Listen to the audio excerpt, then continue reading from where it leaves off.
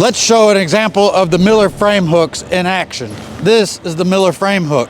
One of the examples of how you can use it is on a piece of a track equipment.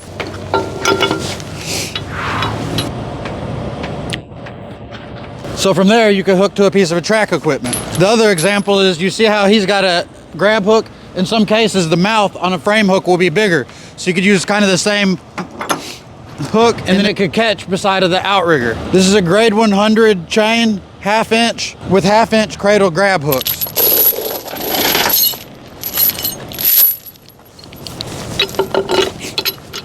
And in this case, the cradle grab hooks can fit the track. 3/8 to 1/2 grab hook one side, slip hook on the other.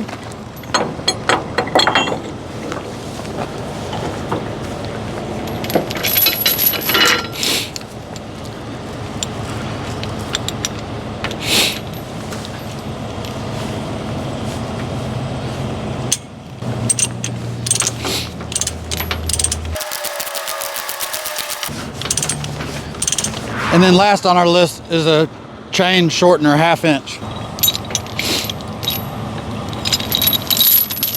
So then what that allows it to do is create a tie down point anywhere on a long 20-foot chain.